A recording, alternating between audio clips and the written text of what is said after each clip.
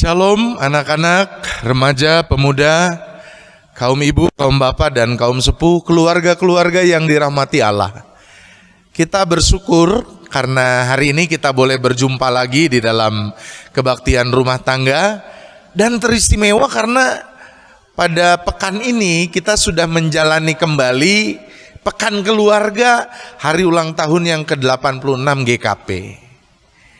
Nah, kita tahu ini adalah tradisi yang baik di mana kita bisa menggali kembali makna kehadiran kita sebagai gereja dimulai dari keluarga kita masing-masing.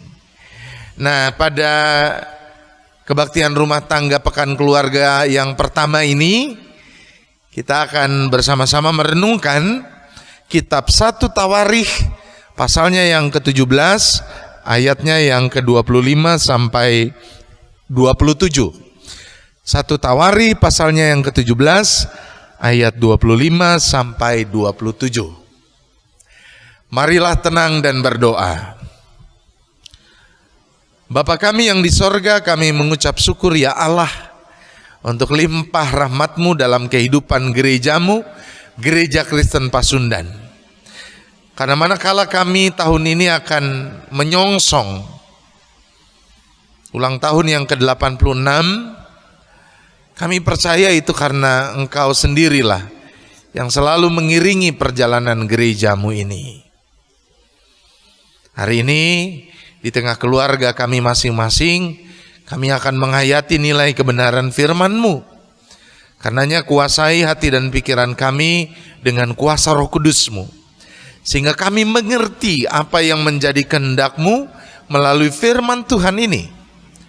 Lalu kami pun terpanggil untuk melakukan firman-Mu di dalam kehidupan kami sehari-hari. Terima kasih ya Allah, kami serahkan saat ini ke dalam kuasa Roh Kudus-Mu. Di dalam nama Tuhan Yesus Kristus kami berdoa. Amin. 1 Tawarikh pasalnya yang ke-17 ayatnya yang ke-25 sampai ke-27. Begini bunyi kesaksian firman Tuhan. Sebab Engkau ya Allahku telah menyatakan kepada hamba-Mu ini bahwa Engkau akan membangun keturunan baginya. Itulah sebabnya hamba-Mu ini telah memberanikan diri untuk memanjatkan doa ke hadapan-Mu. Oleh sebab itu ya Tuhan, Engkaulah Allah dan telah menjanjikan perkara yang baik ini kepada hamba-Mu. Kiranya Engkau sekarang berkenan memberkati keluarga hamba-Mu ini, supaya tetap ada di hadapan-Mu untuk selama-lamanya.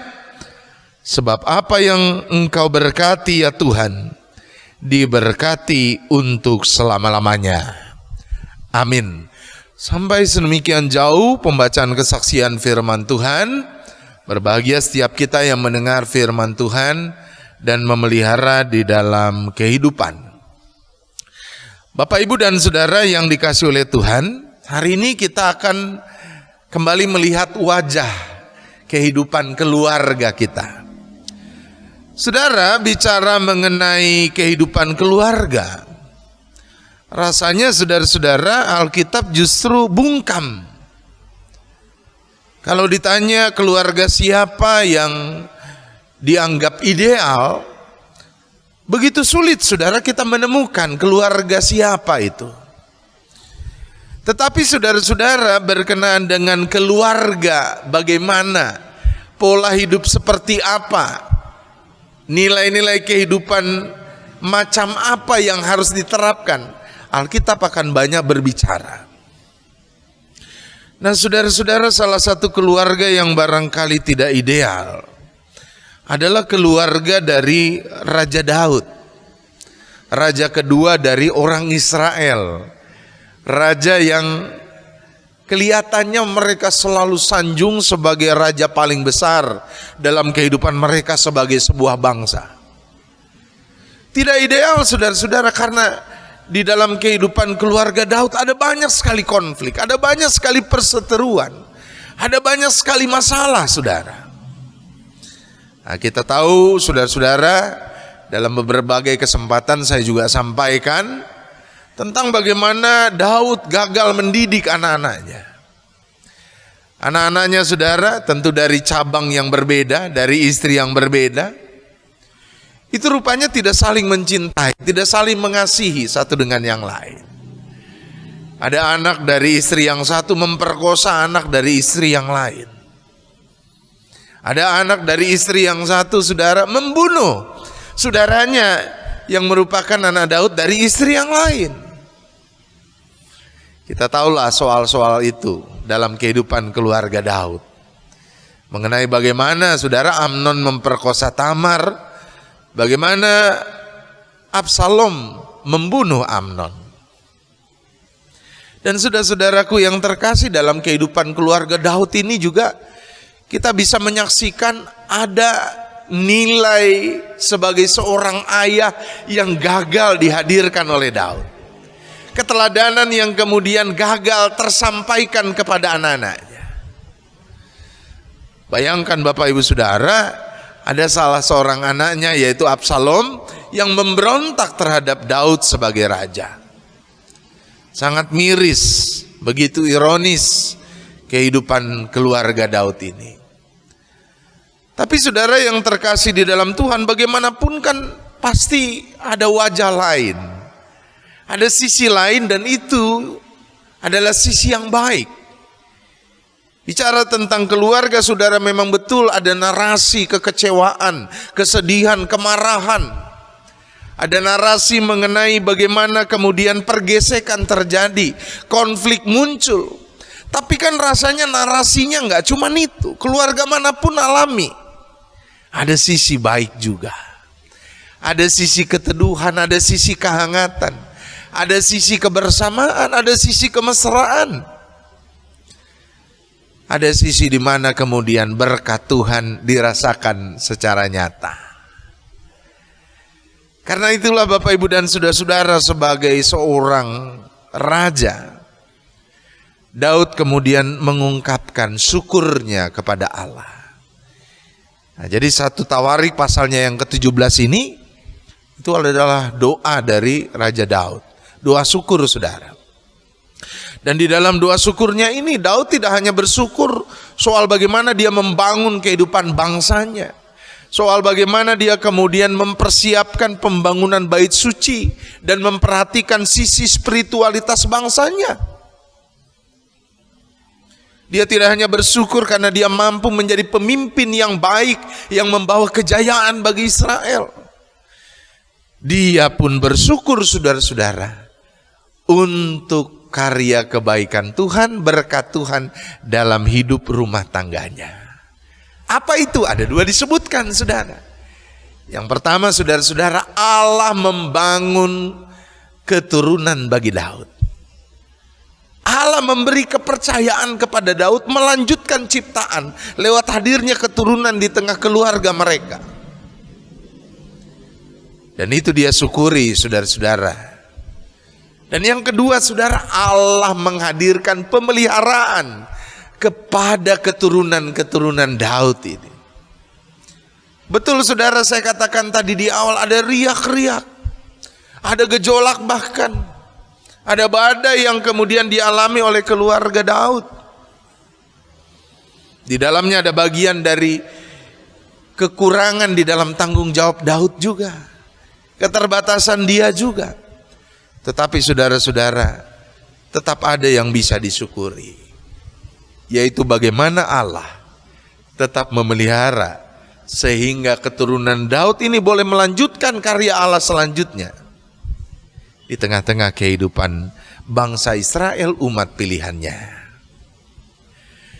Nah Bapak Ibu dan saudara-saudara, di minggu pertama ini pintu pekan keluarga dibuka melalui tema mengucap syukur. Mengucap syukur atas berkat Tuhan. Saudara-saudara, saya tahu bahwa itu hal yang tidak mudah juga dilakukan hari-hari ini. Pandemi ini kan menekan, memberikan saudara-saudara kepada kita situasi yang tidak nyaman. Pandemi ini saudara membawa kita melakukan berbagai hal penuh keterbatasan. Banyak yang harus dilakukan di rumah. Kita tidak bisa bepergian semau kita seperti biasanya, beraktivitas dengan bebas seperti hari-hari sebelumnya. Barangkali ada dari saudara yang kemudian juga sudah kehilangan pekerjaan. Barangkali sudah ada dari saudara yang kemudian mulai kesulitan mencari nafkah. Tapi saudara, alih-alih kita kemudian berhenti pada titik di mana kita menyesali keadaan saat ini, hari ini saudara-saudara, firman Tuhan mengajak kita untuk bersyukur. Melihat sisi lain dalam kehidupan keluarga kita, di mana karya kebaikan Allah masih terjadi. Kita bersyukur saudara untuk pasangan hidup kita yang masih mendukung kita, masih support kita. Keadaan tidak mudah, tapi mereka kemudian selalu bersedia mendampingi kita. Kita bersyukur untuk orang tua kita yang terus mau berjuang, tidak kenal lelah di masa sulit ini, untuk tetap menghadirkan berkat Tuhan dalam kebutuhan keluarga. Kita juga bersyukur untuk anak-anak yang turut prihatin, yang mau tetap bertanggung jawab. Sekalipun sekolah dilakukan dari rumah, tugas begitu banyak saudara-saudara. Kita bersyukur untuk banyak kreativitas, di mana banyak orang kemudian mulai berpikir tentang bagaimana mengembangkan talenta mereka, dan dari sana ada berkat Tuhan yang boleh mereka terima. Banyak usaha-usaha yang bisa dikembangkan dari rumah. Usaha kuliner, usaha kerajinan saudara, yang sekarang menjamur. Kita bersyukur juga banyak ibadah yang kemudian sudah lama hilang dari keluarga, sekarang kemudian hadir lagi. Kita bersyukur berkat Tuhan itu tetap ada.